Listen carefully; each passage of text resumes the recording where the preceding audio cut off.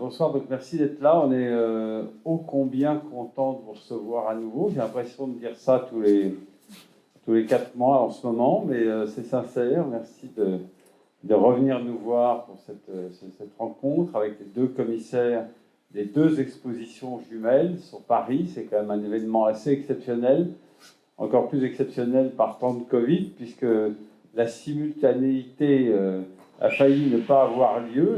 On était ensemble, pas ensemble, et finalement, les 2 expositions, Eugène Adjé à la Fondation Cartier-Bresson, Voir Paris, et l'exposition Revoir Paris au musée Carnavalet par Henri Cartier-Bresson. Les 2 expositions ayant été organisées par le co-commissariat de Agnès Cyr, qui a créé la Fondation Cartier-Bresson, et de Anne de Montenard, qui est la conservatrice de tout le département photographique de Carnavalet, ce qui est un enjeu assez colossal. Et c'est elles qui ont eu cette idée de produire ces expositions jumelées. Elles vont devoir s'en expliquer maintenant.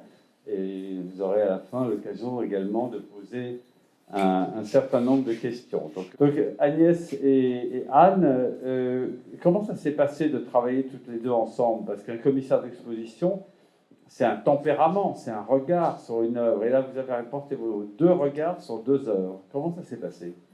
On s'est engueulé tous les jours. Même pas.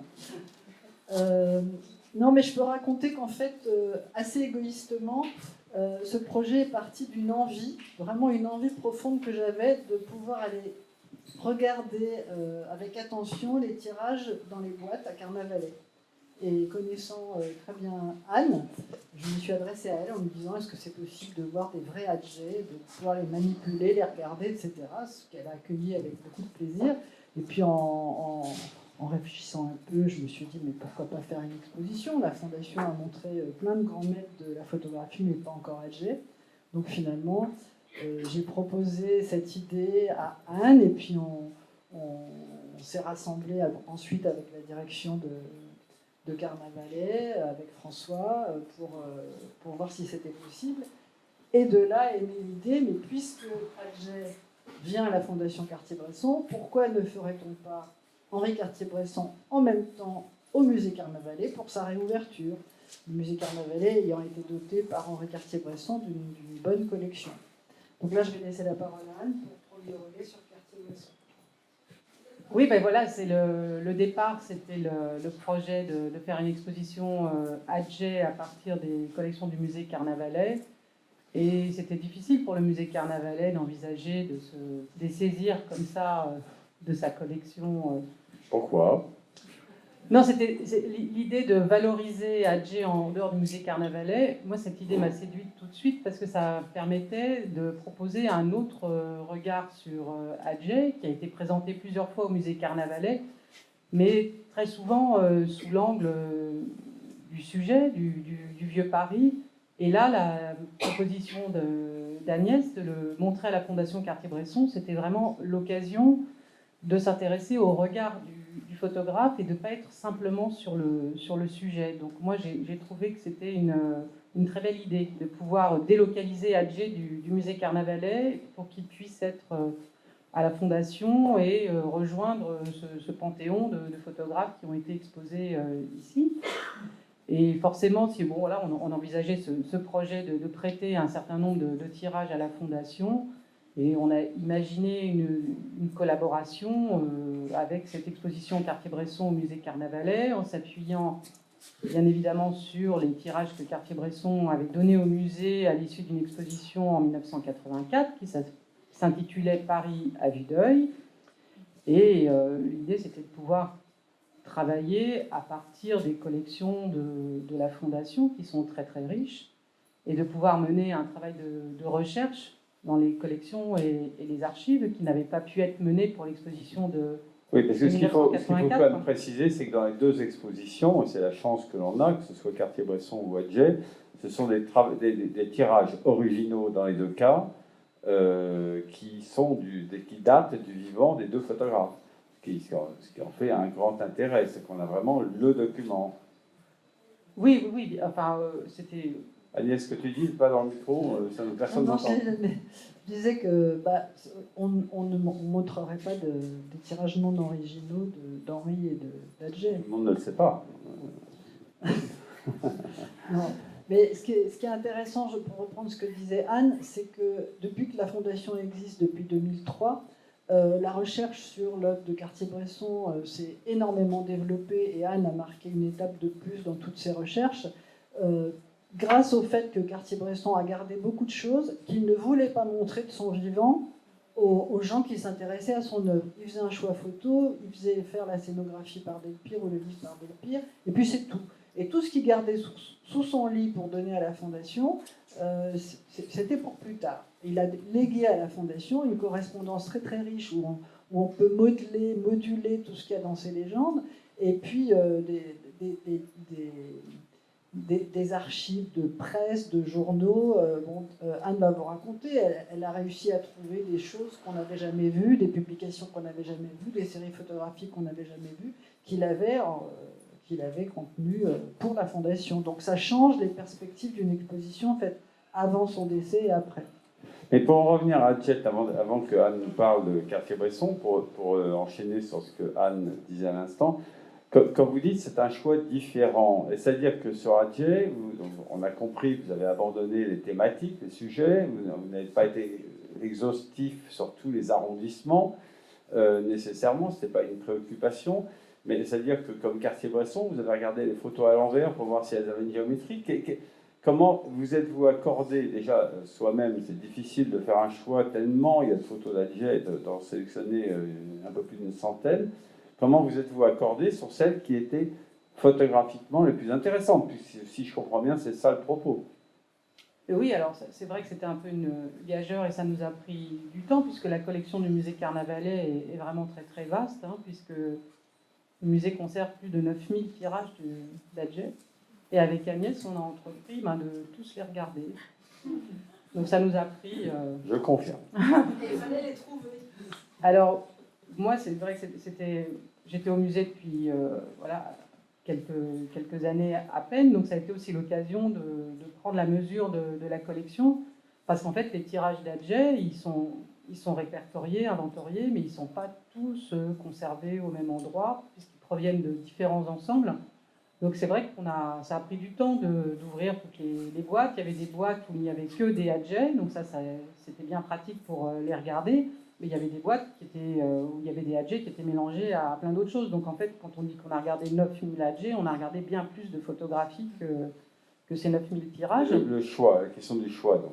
Et ben, au fur et à mesure où on regardait les tirages, on notait celles qui nous plaisaient, celles qui nous intéressaient, et on faisait des reproductions de ces images, et après on les mettait dans des paquets avec des thèmes qui étaient plus des thèmes photographiques, qui rejoignaient les obsessions d'Adjet, en fait, parce que c'est petit Par à petit. exemple Les coins, les cours, les puits, comment il revient la lumière.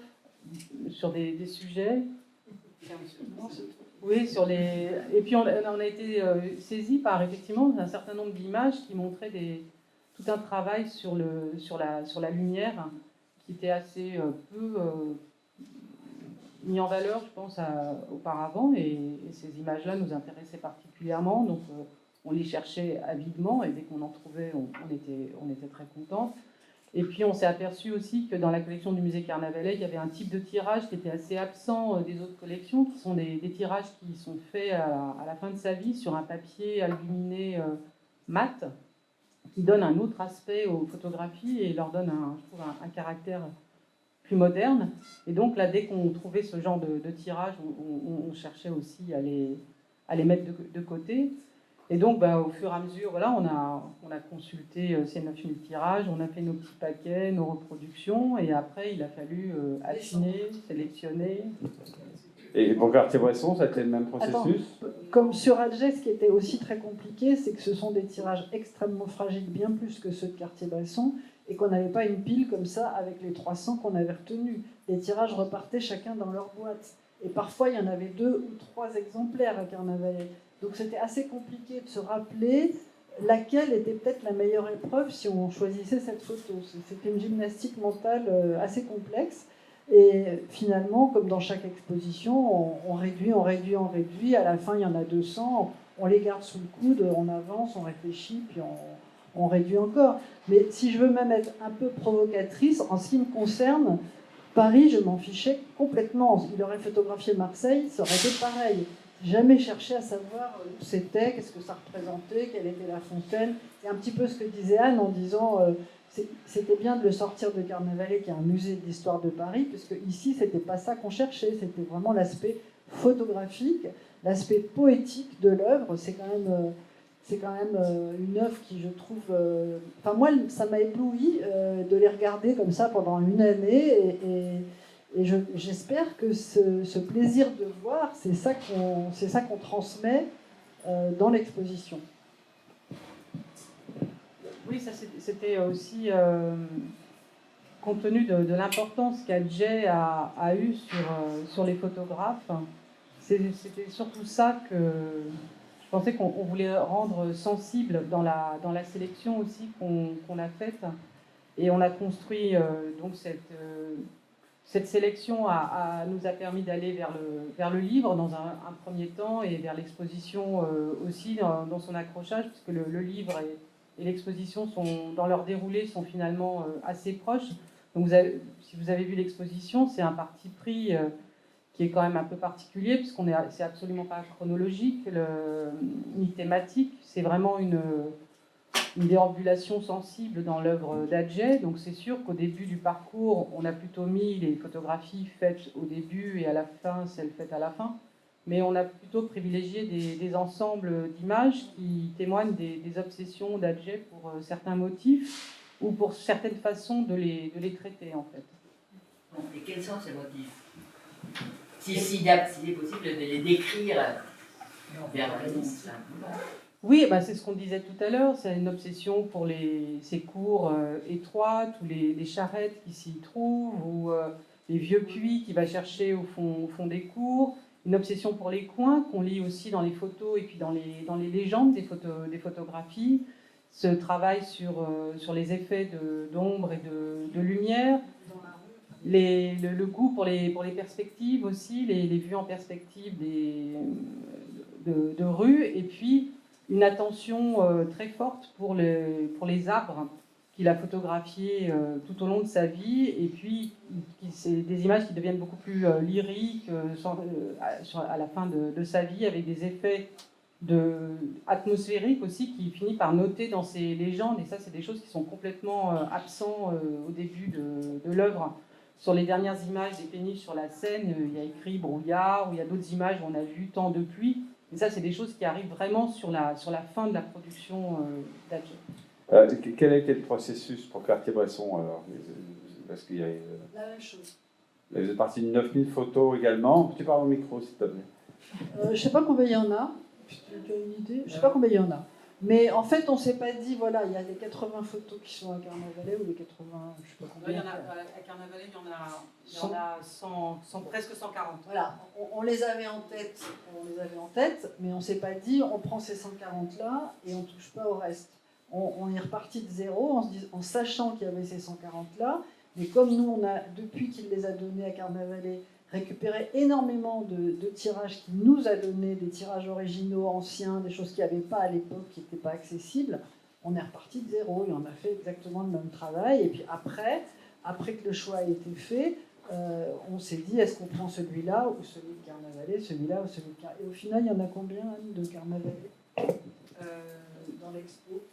Alors, il y a une soixantaine de tirages du musée, de la collection du musée Carnavalet qui sont dans l'exposition actuellement. Et ici, à la Fondation, le choix s'est fait sur des milliers de tirages qui n'étaient en fait pas classés sur Paris, mais dans des boîtes sur la France. Et donc, en regardant toute la production sur Paris, je me suis intéressée aussi à voir à quoi ça correspondait comme numéro de pellicule, parce qu'en fait, Cartier-Bresson a archivé aussi par bobine de film des indications un peu thématiques, etc. Donc, à partir des titres, des bobines, essayer de voir les sujets qui avaient pu exister sur Paris. Donc on voit une attirance pour les quais de la Seine qui est manifeste. Et puis il y a des petits sujets qu'il avait fait pour la presse qui émergent aussi à travers ces titres sur les bobines. Et donc c'est comme ça qu'on a pu identifier cette série qu'il fait à son retour d'Asie à Paris en 1950, à la demande, en liaison avec le New York Times, qu'il a intitulé Paris Street Corner, où il s'installe à l'angle de la rue Royale et de la rue du Faubourg Saint-Honoré pour aller photographier les passants à différents moments de la journée. Série qui a donné lieu à une publication dans le New York Times et dans la revue Illustrated. Mais c'est vrai que c'est des publications au tout début des années 50 où les photos sont reproduites en tout petit. C'est pas hyper satisfaisant quand on imagine les publications qu'il a eues dans Paris Match avant ou après, ou dans d'autres magazines. Est-ce que ce processus sur les deux auteurs a permis de valoriser mieux des photographies qui étaient un peu passées à travers l'histoire de l'art? Est-ce que vous pouvez nous donner des exemples dans les deux cas? Déjà, pour Adjé, on a travaillé sur une collection qui n'avait jamais été exploitée en fait, au musée Carnavalet. Donc, dans l'exposition, il y a à peu près un petit tiers de photographies, de tirages qui n'ont jamais été ni reproduits ni exposés, parce que c'était collé sur des grands cartons pas facilement manipulables.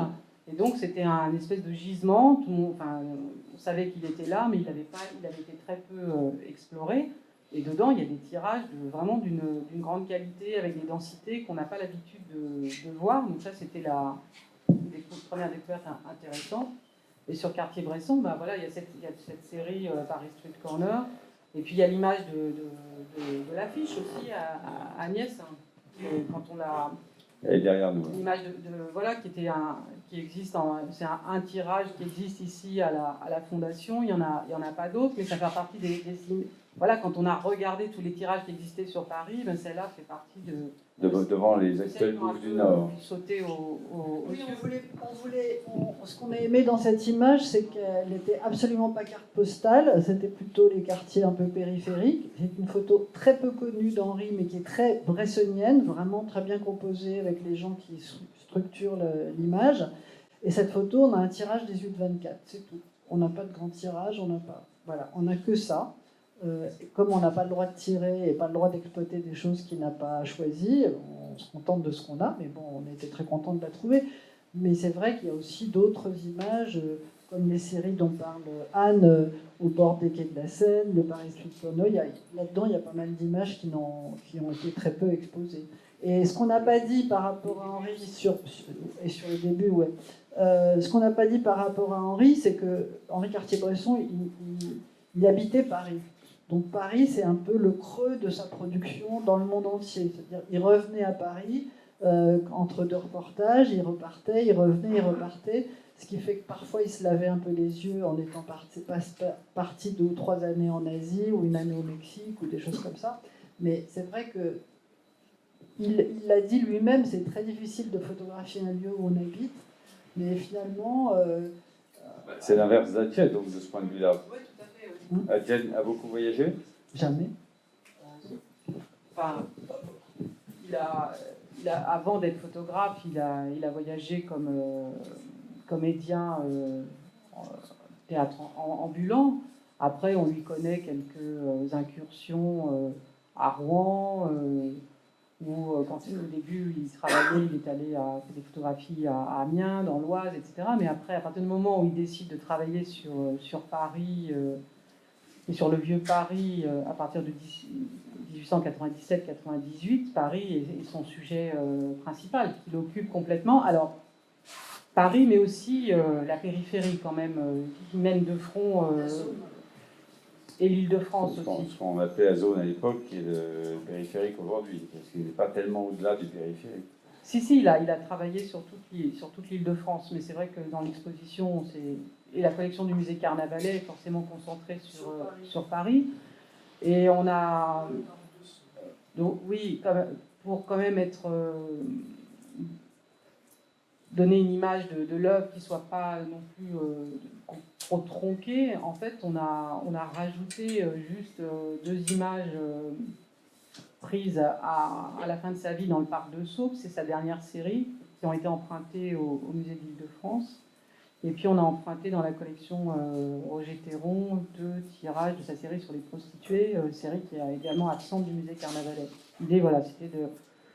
Il y avait la collection du musée Carnavalet, mais on voulait quand même avoir une image d'Adjay où il ne manquait pas des pièces trop importantes. Comment expliquer que 2 photographes aussi différents, donc Adjay travaillant à la Chambre, uniquement à Paris et sur ce territoire de façon très systématique, Cartier-Bresson travaillant à Paris de façon plus fortuite, de façon plus épisodique, Paris n'étant pas foncièrement la raison de la question que je vais vous poser d'ailleurs, comment expliquer que ces 2 photographes aient d'abord été reconnus par des artistes ou des galeristes ou des conservateurs américains plutôt que d'être reconnus dans leur propre pays?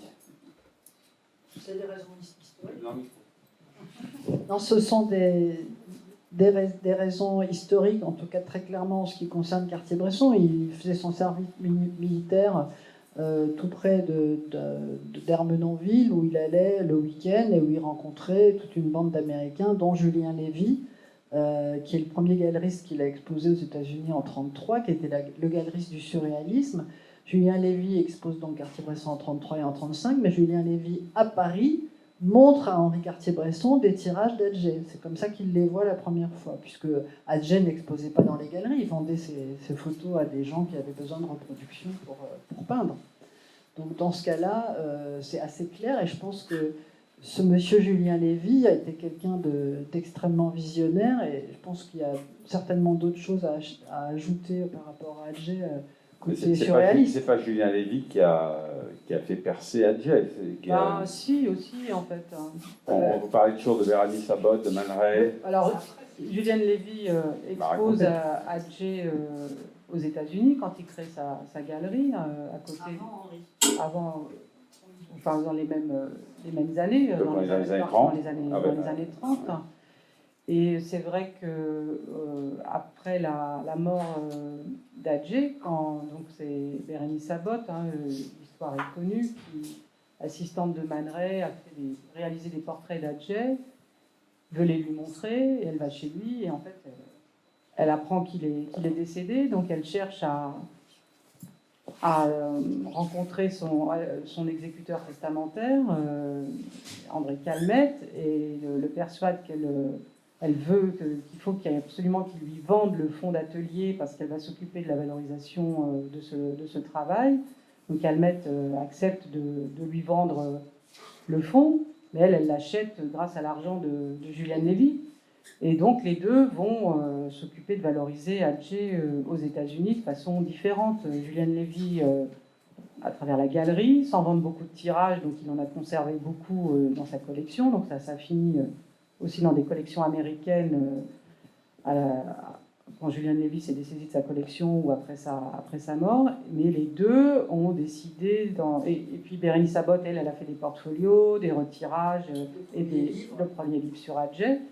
Et puis, au début des années 1960, ils se disent que c'est important que cette collection soit dans un musée. Donc elle est cédée au musée d'art moderne de New York, où elle a été étudiée, où il y a eu un travail historique très important qui a été fait à partir des tirages, des négatifs qui faisaient partie de ce fonds, plus des documents d'archives qu'avait recueilli Bérénice Abbott et sur lesquels a travaillé Maria Maurice-Sambourg pour établir une chronologie de l'œuvre, trouver un système de datation à partir des numéros, des tirages, des négatifs que Adjay inscrivait au dos.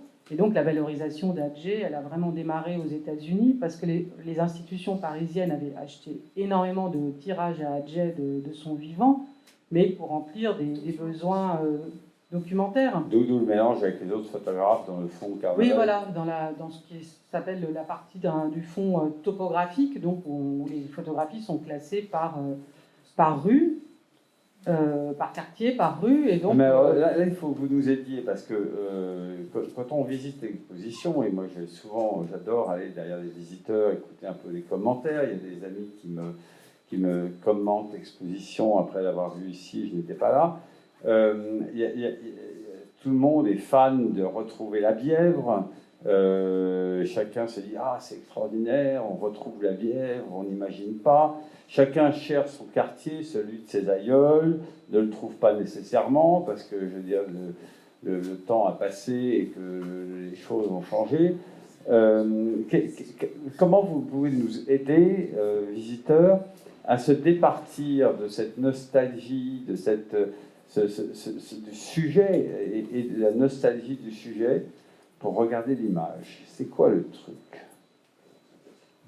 Le sujet, on ne cherche pas à l'évacuer nécessairement. Je pense que ce qui est intéressant, moi j'aime bien être sur ce fil, cette double lecture où on est à la fois on peut être intéressé par un sujet et par la façon de le représenter, ou bien oublier complètement le sujet parce qu'on est plutôt porté par la composition et l'image. Donc on est sur un fil et puis ça peut tomber d'un côté ou de l'autre. Agnès? En ce qui me concerne, le sujet, ça ne m'intéresse pas.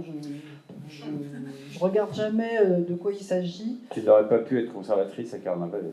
Peut-être pas. Peut-être pas. Mais c'est pas foncièrement ce qui m'intéresse.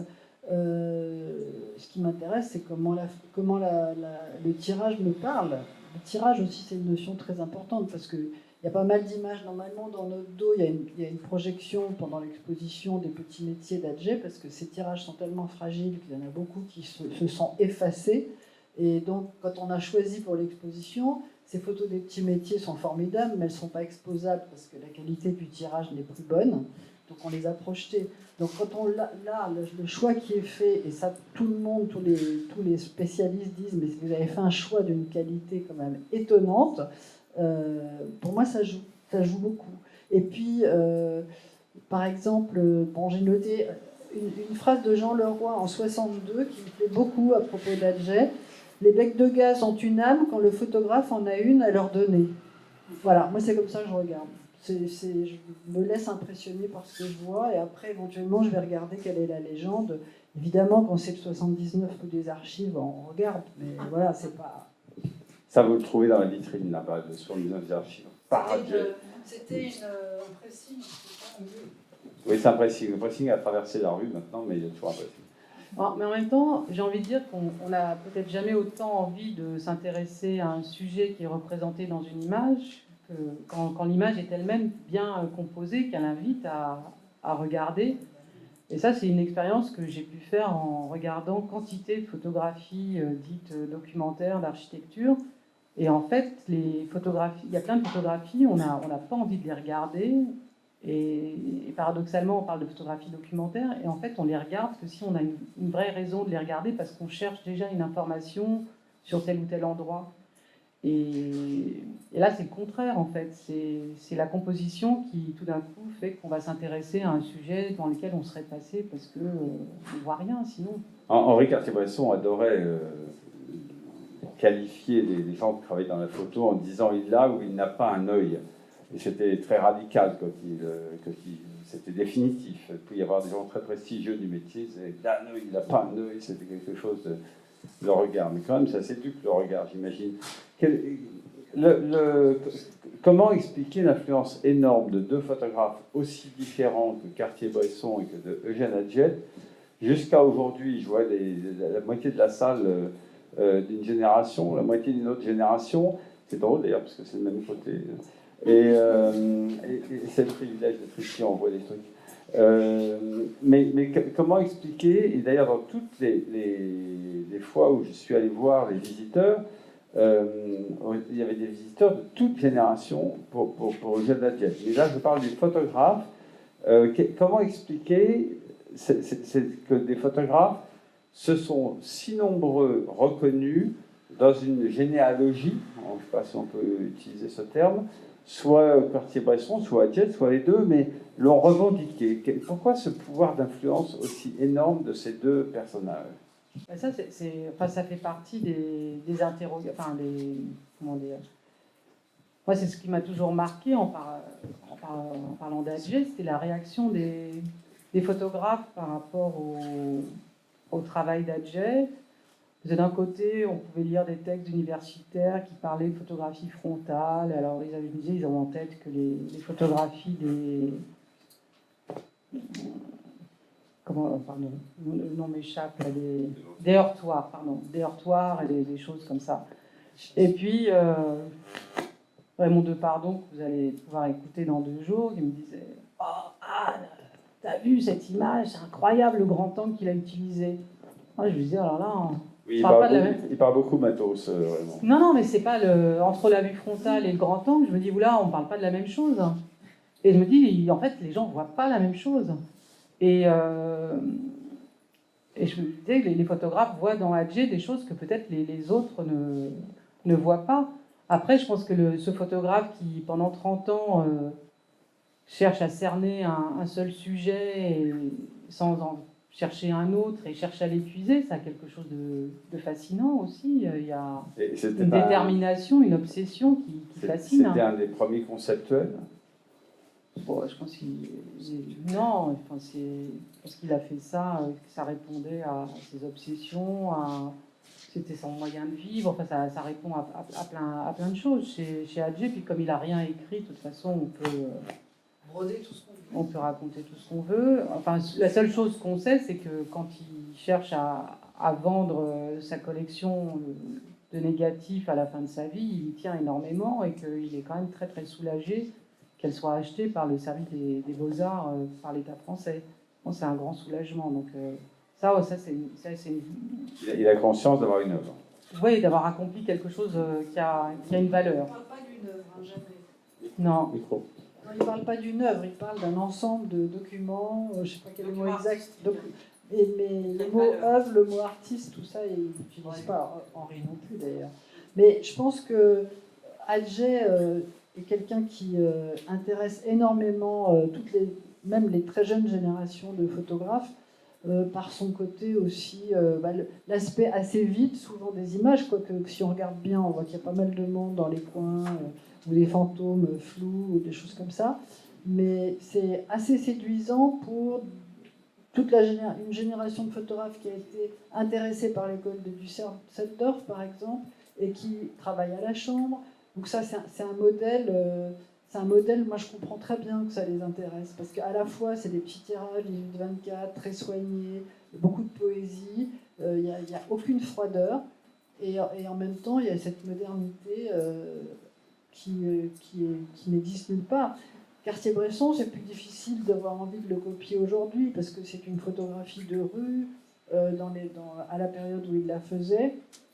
Je comprends que ça ne soit pas d'un intérêt du même ordre. Voilà. Il a pourtant été revendiqué comme une influence pour des photographes suffisamment différents. Camille Leibovitz, qui dit qu'elle est rentrée en photographie par l'influence de Cartier-Bresson. Le personnage, mais bon, sa photographie à elle n'a rien à voir avec... voilà. Et puis je crois qu'il y a une attention à des sujets assez modestes aussi chez Adjé, qui est vraiment intéressante et qui montre que tout peut être photographié. Et ça, Maria Maurice-Ambourg le racontait assez bien dans un film que j'ai vu qui était consacré à Bérénice Abbott et qui racontait sa découverte d'Adjé. Elle racontait à quel point, pour les photographes américains, la découverte d'Adjé avait été... avait agi vraiment comme une espèce de déflagration, parce que tout d'un coup, je disais, bah oui, on peut faire des photos dans la rue, on peut photographier des sujets modestes, avec la photographie à l'époque aux États-Unis, où il y avait une ambition artistique qui passait pas par la modestie du sujet ou par l'idée d'être en dehors d'un studio ou d'une photographie composée. Donc ça a été et Peter Galassi l'explique aussi assez bien dans le texte dans le livre sur Adjé. Ça me mène à une question piège. Pour vous qui adorez rien de mieux que de regarder des collections constituées, terminées, puisque le photographe souvent a disparu et on en a l'œuvre dans son intégrité. On voit là, entre Cartier-Bresson et Adjé, deux photographes qui photographient Paris, on va dire une génération et demie, 2 générations de différence. Et aujourd'hui, je veux dire, si l'on devait photographier Paris aujourd'hui, c'est quel Paris? C'est comment? Qu'est-ce qui resterait? Alors, est-ce que ce Paris moderne qu'Adjet n'a pas photographié, le Paris de Haussmann, le moderne pour lui, deviendrait ce qu'il faut photographier aujourd'hui? Est-ce qu'il faut photographier les tours de Jean Nouvel, Porte d'Ivry? Ça serait quoi photographier Paris? Ça serait quoi photographier Paris aujourd'hui? C'est avoir du talent d'abord.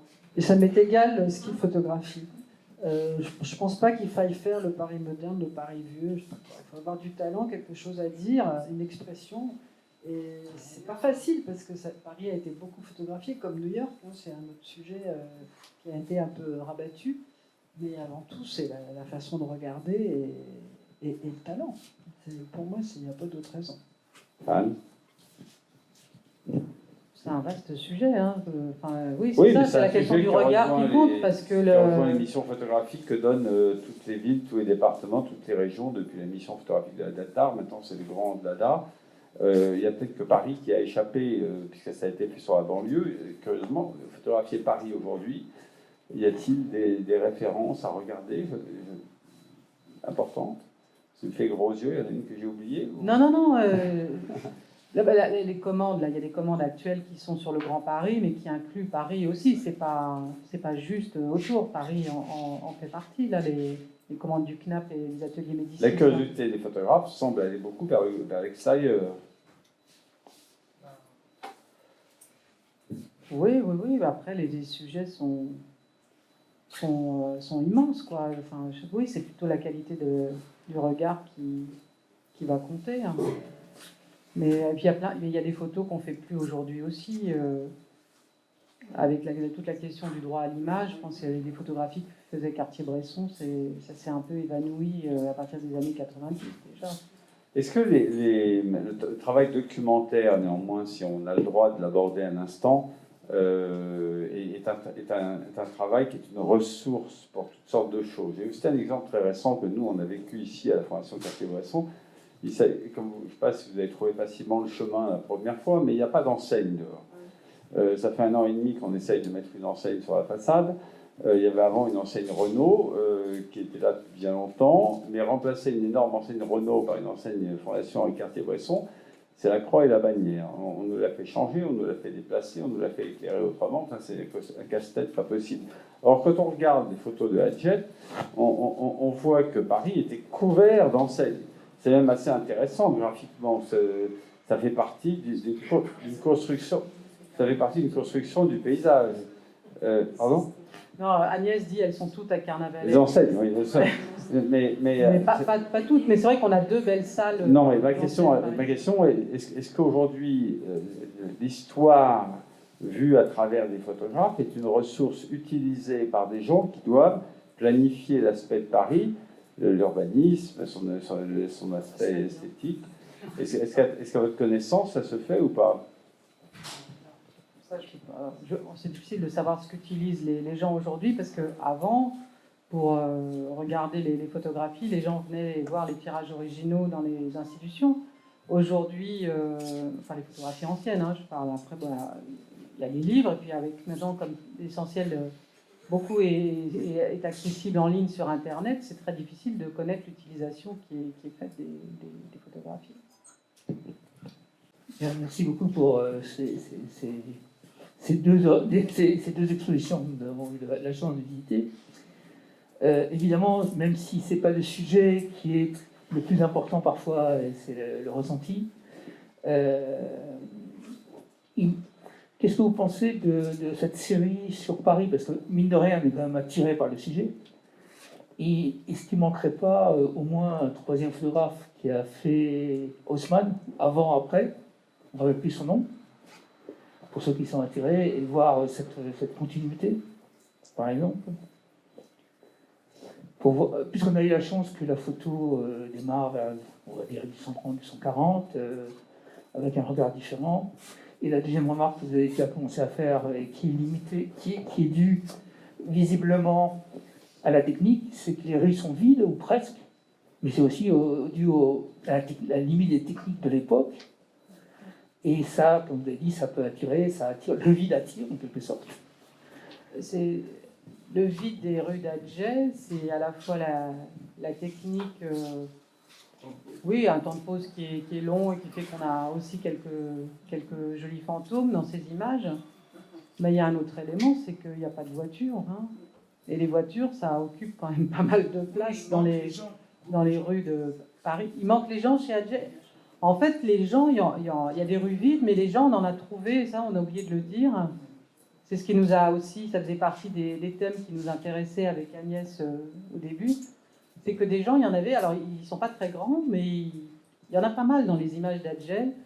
Parce qu'en fait, quand il était avec son trépied à faire des photos, il attirait beaucoup l'attention dans la rue.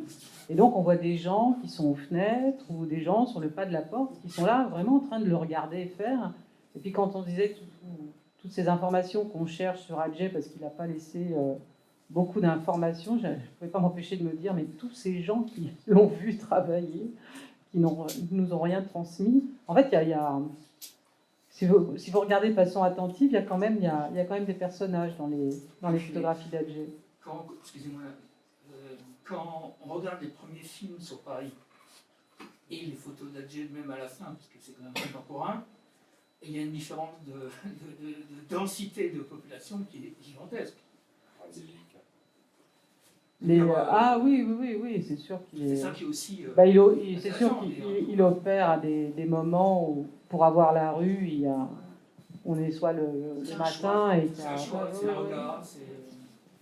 Il y a quand même une énorme différence entre l'approche de Cartier-Bresson à un certain moment de sa carrière, assez rapidement, il découvre le Leica et cette agilité à pouvoir prendre des personnages, etc.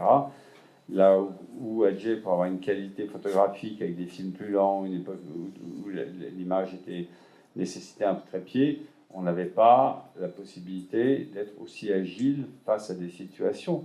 Donc c'est là aussi où il y a une rupture passionnante dans les deux cas des époques différentes. C'est qu'ils ont amené...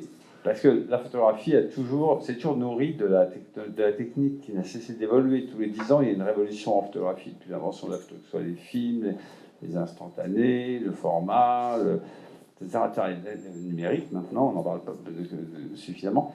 D'ailleurs, on n'en parle plus, mais au début des années 2000, tout le monde parlait du numérique, alors le tirage, alors la prise de vue, alors la transmission, etc. Aujourd'hui, c'est banal. Bon. Et d'ailleurs, il y aurait eu des gens avec leurs appareils photo autour d'Adjé pour prendre en photo en train de photographier. Peut-être tu aurais des documents. Je dois dire que pour avoir vécu l'expérience avec Raymond Depardon à New York il y a 5 ans, où on était dans les rues au moment de l'élection de Macron avec une chambre, il y avait même un drap rouge sur la tête, ça n'intéressait personne. Il n'y avait personne autour. C'était une banalité totale. Donc les choses évoluent de ce point de vue-là et on n'a pas toujours les mêmes documents. Mais la technologie est très importante et c'est une grande rupture d'un photographe à l'autre. Chacun, Adjé s'est départi du travail qui était uniquement, je crois que tu l'as effleuré Agnès tout à l'heure, un service rendu pour documenter ou pour les peintres ou pour d'autres activités qui avaient besoin de documents. Il a poursuivi un projet personnel, une quête personnelle. Et Cartier-Bresson, lui, a fait la même chose, mais à une autre époque, avec d'autres moyens techniques. Enfin, je ne sais pas si vous voulez compléter là-dessus. Oui, parce que ce qu'on peut dire, c'est que Cartier-Bresson, quand il a vu les premiers Adjé, a été absolument fasciné. Il n'était pas du tout encore photographe. Il a photographié, ensuite il a commencé à photographier en Afrique, où il est parti en voyage pendant une année. Mais ces premières images, c'est quand même, la plupart du temps, des copies d'Adjé. Il travaille avec un appareil, je ne sais pas comment il s'appelle, le Cross. Oui, ouais, c'est ça. Et il imite Adjé, mais consciemment. C'est ainsi que dans l'exposition à Carnavalet, on a mis un petit montage au début qui montre des photos d'Adjé, des photos de Cartier-Bresson croisées. Cartier-Bresson s'en est tout de suite départi de tout ça, mais à Rouen comme à Paris, il a photographié à la manière d'Adjé des victimes, des mannequins, des natures mortes, des choses comme ça, parce que ça l'avait absolument impressionné. Et puis autre chose qui est à dire, et c'est plutôt à toi de le dire, c'est que cette histoire de Leica, c'est aussi grâce à cette exposition qu'on a trouvé quand Henri... Ah oui, bah, c'est vrai que ce fameux appareil Leica, où, dans toutes les histoires de la photographie, il est écrit qu'il l'achète en 1932 à Marseille. Mais c'est vrai, comme disait Agnès, ça paraissait toujours un peu bizarre d'imaginer auprès de qui il aurait pu acheter, etc. Bon, en fait, ce Leica, il l'a acheté un peu plus tôt, sans doute à l'automne 1931 et à Paris. Donc ça tombait bien pour l'exposition chez Tiranti, rue Lafayette. Donc tout ça, c'est des éléments que Dans le micro. ce sont des éléments que la correspondance ou les carnets de notes, des choses comme ça, sont très précieux pour découvrir. Une autre question. Quelles sont les différences notables, s'il y en a, entre le fonds que possède le MoMA et le fonds que possède Carnavalet?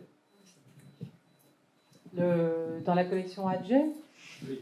alors au MoMA, ils ont à la fois des négatifs, qui étaient des négatifs qui restaient dans l'atelier d'Adjet, qui n'avaient pas vendu à l'État en 1920. Mais il y a aussi une autre partie des négatifs qui avait été récupérée par Calmette pour les donner aussi à l'État français. Donc en fait, il y a un peu plus de 4000 négatifs qui ont été récupérés par l'État français, et je pense qu'il y en a 1 millier qui sont partis à peu près au MoMA, plus des tirages, qui étaient les tirages qui restaient également dans l'atelier d'Adjet. Et donc, les tirages qui sont dans la collection du MoMA, c'est des tirages qui couvrent bien toute la carrière d'Adjet, et en particulier les dernières images qui sont pratiquement absentes des collections publiques parisiennes, les dernières images qu'il fait à la Foire du Trône et qui ont tellement fasciné aussi les surréalistes. Alors ça, c'est vrai, dans les collections publiques parisiennes, on ne les trouve pas du tout. Et la collection du musée Carnavalet, elle a la particularité, en fait, elle est constituée de plusieurs ensembles, un ensemble de tirages qui ont été achetés auprès d'Adjet, de son vivant. Le musée Carnavalet est un des premiers musées à avoir acheté des tirages à Adjet à partir de 1898, bon, à partir avec un intermédiaire, et puis pendant toute sa carrière, le dernier album, il est acheté et payé juste après le décès d'Adjet. Donc ça, c'est un premier ensemble. Et puis le musée il avait comme ça déjà bien 2 000 à 3 000 tirages. En 1950, il y a une collection qui était chez un libraire de plus de 3000 tirages d'Adjet, 3600, et le musée a procédé à cette acquisition en 1952, donc ça c'est le deuxième ensemble. Et puis on a un troisième ensemble au musée Carnavalet, qui est un ensemble qui est organisé de façon topographique, où il n'y a pas que des tirages d'Adjet, mais une grande partie, 80% des documents, c'est des tirages d'Adjet, et à côté il y a des cartes postales ou des éléments découpés dans des journaux. Et tout ça couvre la période 1901-1925. Et donc, c'est cet ensemble-là dont j'ai parlé tout à l'heure, qui était inconnu. Et ça, pour l'instant, on ne sait pas trop comment c'est arrivé dans les collections du musée Carnavalet, mais il y a presque 3000 tirages d'Adjet dans cet ensemble-là. Voilà. Donc, la collection du Carnavalet, elle est constituée de trois ensembles, alors que celle du MoMA, c'est le fonds d'atelier d'Adjet. Tout ce qui restait chez lui après son décès. Ce qui est très intéressant, c'est que donc, en France, il y a des collections vraiment très riches en ce qui concerne Adjet. La collection du MoMA est une bonne collection, mais ce qu'il a valorisé énormément, c'est le travail phénoménal qu'ont fait Sarkovsky et Maria Morissembourg. Il y a 4 ou 5 volumes, 5 je crois, sur Adjet, avec des études très approfondies, et cela à partir de l'acquisition en 68, donc dès le début des années 70, j'imagine, et les années qui ont suivi.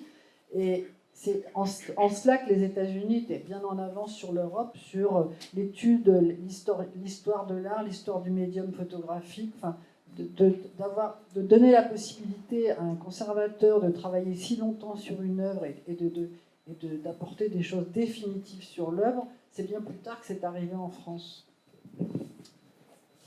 Quand tu dis définitif,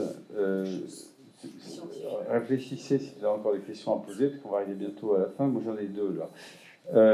Quand vous dites définitif, le travail énorme que vous venez d'accomplir sur le rapport à Paris de Henri Cartier-Bresson et de Eugène Adjet, sous cette approche de la poésie, de la poésie du regard.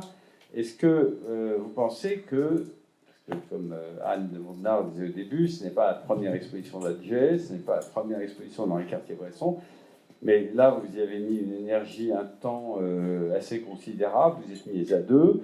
Est-ce que vous pensez que si on reprend dans 10 ans le même sujet, après voir Paris et revoir Paris, on pourra encore revoir ou voir encore ou de nouveau une approche, c'est sans fin, une œuvre, et la façon dont on peut la malaxer, la représenter. Je pense que c'est le propre des grandes œuvres, de pouvoir être malaxé, revu, revisité, et c'est ça qui est intéressant, et j'espère bien qu'il y aura d'autres regards sur Adjet, voilà, et on fait des recherches. C'est vrai qu'en photographie, c'est quand même un domaine qui est assez récent, et donc moi j'ai l'habitude de dire que dès qu'on gratte un peu, on trouve toujours quelque chose, et c'est ça qui m'intéresse, et j'espère que ça va durer encore longtemps.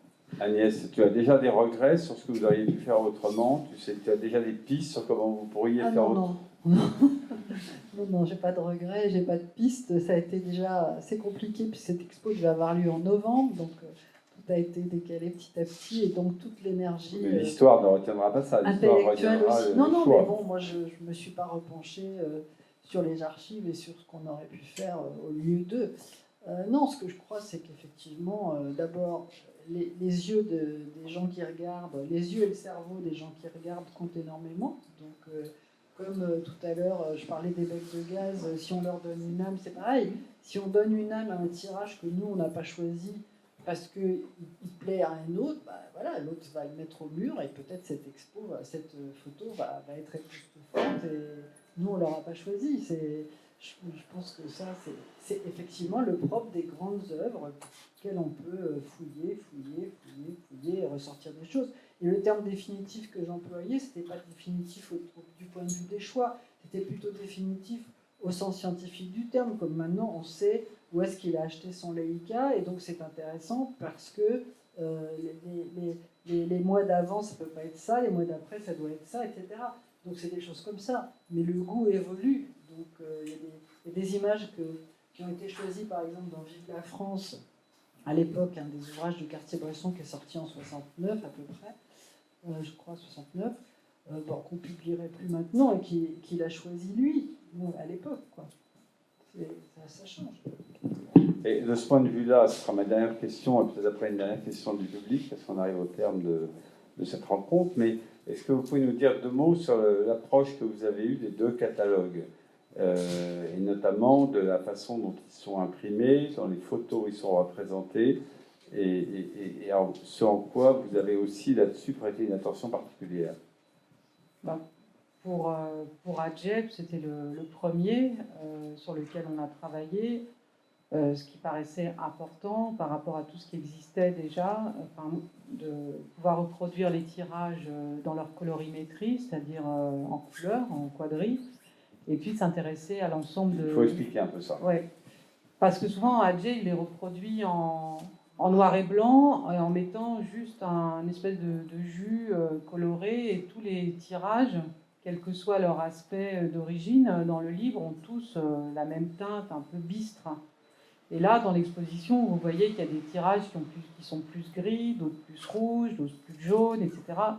Et ça, je trouvais intéressant qu'on puisse l'appréhender dans les reproductions aussi. Donc c'est pour ça que les tirages ont été reproduits en couleur. Et puis souvent, les tirages, ils sont aussi recadrés. Adjet, il travaillait de façon assez artisanale, et il coupait ses tirages de façon pas très propre. Donc il y a des bouts qui dépassent, il y a les marges noires, etc. Donc cet aspect d'objet un peu particulier, on voulait aussi qu'il soit sensible dans l'ouvrage. Donc on n'a pas recoupé, comme dans l'exposition on montre l'ensemble de l'objet, dans le livre on a voulu faire la même chose, et on a eu la chance de pouvoir faire les corrections de gravure, enfin pas nous, celui qui les a fait, le photograveur, de pouvoir le faire En voyant les tirages. à côté des tirages originaux. Donc là, la colorimétrie a pu être vraiment approchée de façon très très fine sur. Voilà sur bien, cette par image. exemple, une évolution du regard, puisque c'est des choses qu'on ne faisait pas avant, au contraire, on corrigeait, et maintenant, vous Bah, souhaitez plutôt respecter. Oui, c'est ça, c'était plutôt unifié avant et puis tout bien coupé au cordeau. Et là, on a fait un peu le contraire. En fait. Pour le Cartier-Bresson, Bah, là, les tirages sont différents. Donc on a demandé également une reproduction en quadrille parce qu'il y avait des tirages de toutes les il y a des tirages de toutes les époques dans l'exposition. Et l'idée, c'était de vraiment les tirages faits par Cartier-Bresson dans les années 30 qui sont très gris, de pouvoir les distinguer des autres tirages. Voilà. Dans les années 40, des années 40, il y a aussi beaucoup de couleurs différentes. Peut-être un peu moins que chez Adjet. Mais... peut-être que les bordures sont plus régulières chez Cartier-Bresson, avec son fameux oui, filet. non, mais il n'y a pas de filet. Hein. Alors pourquoi filet, pas filet? Non, On mais peut rappeler en 2 secondes pourquoi filet, pas filet? À partir de 68, quand il a décidé d'arrêter la photo, il a voulu mettre le filet noir du négatif, le laisser au bord de l'image pour qu'on ne la lui recadre pas. Et donc c'est devenu quelque chose un standard pour Cartier-Bresson et pour beaucoup de photographes après, alors qu'en fait, pour lui, c'était pas du tout une esthétique, c'était une commodité pour qu'on lui sache qu'on n'allait pas lui recadrer sa photo quand elle était publiée. Or, jusqu'en 68, il n'a jamais mis un filet noir autour des photos, et nous, les tirages qui sont dans l'expo, il n'y a pas de filet noir, puisqu'il y en a la moitié ou les 2/3 qui datent d'avant 68. Donc, Bon, ça, c'est l'objet d'une autre conférence d'une heure merveilleuse qu'Agnès pourra faire. enfin, c'est pas très intéressant, mais par contre, en ce qui concerne Adjet, je pense qu'il n'y a pas un livre aussi bien imprimé que le nôtre. On a regardé d'ailleurs, il y a peu de livres en France qui existent encore, mais même les livres américains qu'on a vus. Mais pourquoi? Tout simplement parce que nous, on a eu la chance incroyable que le photograveur qui est à Paris ait pu, grâce à Anne et à Paris Musée, avoir accès aux épreuves qui étaient à l'atelier de restauration de la ville de Paris pour être encadrées. Donc toutes les épreuves étaient là, et il est venu passer une journée ou deux à corriger, en voyant les épreuves qu'il n'a pas touchées, qu'on lui a présentées, etc. Vous imaginez quelqu'un qui fait une rétrospective d'Adjet avec des tirages qui viennent de la Terre entière, c'est impossible d'avoir cette qualité. Là, c'était une chance, et on l'a saisi au vif, mais ça, c'était très... Qui n'a pas encore son catalogue? Merci à Nomona, merci à Nessir, et merci à vous d'être venus.